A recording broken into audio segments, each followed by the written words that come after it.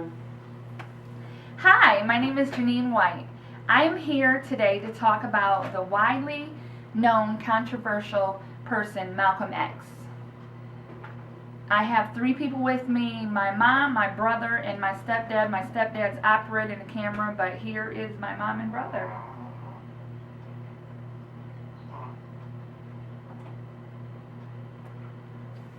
Okay. Malcolm X, born Malcolm Little on May 19, 1925 in Omaha, Nebraska. Little's father was a Baptist lay speaker and relocated the family to Lansing, Michigan in 1926. In 1931, at the young age of 6, Malcolm's father died when he accidentally slipped in front of a streetcar, though all the children were told that their father had been murdered by the Black Legion. Though Malcolm X was a Muslim minister, he came from a hard upbringing. When Malcolm was 13, his mother was placed in a mental hospital after suffering a nervous breakdown. It took the family 24 years to secure her release. He excelled in junior high, but after the white teacher told him that a nigger would never be a lawyer, he dropped out. It made him feel like the white world offered no place for a career-oriented black man, regardless of his talents. After bouncing from one foster home to another, he went to live with his half-sister Ella Little Collins in Boston. Malcolm was declared mentally unfit to be in the military after he stated to officials, "Steal us some guns and kill us some crackers." Malcolm eventually found himself in Harlem, New York. In 1943, he was known as Detroit Red for his reddish hair inherited from his Scottish maternal grandmother. During this time, he was engaged in drug dealing, racketeering, robbing, and pimping. Rumors from recent biographies say he even had sex with men for money. Excuse me. In late 1945, he moved back to Boston to engage in burglaries targeting wealthy white people. He was arrested in 1946 after returning to pick up a stolen watch he had left to be repaired, sentenced to 8 to 10 years in Charlestown State Prison. During his time in prison, he became friends with John Bembry, who influenced Malcolm to become a self-educated man like himself. Malcolm became an avid reader, devouring books from the prison's library to make up for his years of education he had missed by dropping out of high school. While in prison, he was visited by several siblings who had joined to the Nation of Islam, a small sect of black Muslims who embraced the ideology of black nationalism. The idea that in order to secure freedom, justice, and equality, black Americans needed to establish their own state entirely separate from white Americans. Malcolm Little converted to the Nation of Islam while in prison, and upon his release in 1952, he abandoned his surname Little, which he considered a relic of slavery, in favor of the surname X, a tribute to the unknown name of his African ancestors. After his release, he traveled to Detroit, Michigan, where he worked with the leader of the Nation of Islam, Elijah Muhammad, to expand the movement's following among black Americans nationwide. He became the minister of Temple No. 7 in Harlem and Temple No. 11 in Boston, while also founding new temples in Hartford and Philadelphia. Articulate, passionate, naturally gifted, and inspirational speaker Malcolm X exhorted blacks to cast off the shackles of racism by any means necessary, including violence. You don't have a peaceful revolution. You don't have a turn-the-cheek revolution. There's no such thing as a nonviolent revolution, he said. He was brought to national attention after two officers beat Johnson Hinton, a Nation of Islam member. Although the police denied that they were holding any Muslims, Malcolm X gathered 500 members outside the station. When things came to a standstill with the incident, Malcolm went outside, raised his hand. The crowd, which had grown in size to about 4,000 persons, silently dispersed. An officer on duty at the time made the comment to the New York Amsterdam News, "No one man should have that much power." Shortly thereafter, Malcolm X became known to the federal government. The FBI and the CIA started looking more and more into his life and activities. Due largely to his success and efforts, the Nation of Islam grew from 400 members to 40,000 members by 1960.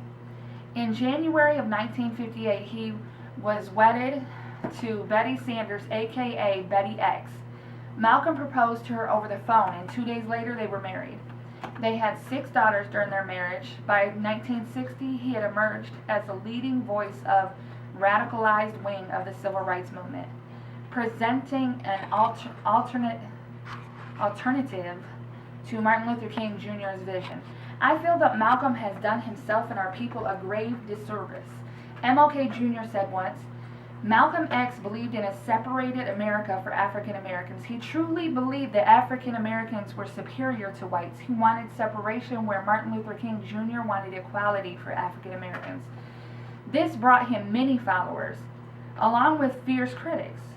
In 1963, Malcolm became deeply disillusioned when he learned that Elijah Muhammad had violated many of his own teachings, most flagrantly by carrying on extramarital affairs. In fact, Muhammad had fathered several children out of wedlock. Also, Malcolm's insensitive comments regarding President John F. Kennedy's assassination led to his leaving the Nation of Islam in 1964.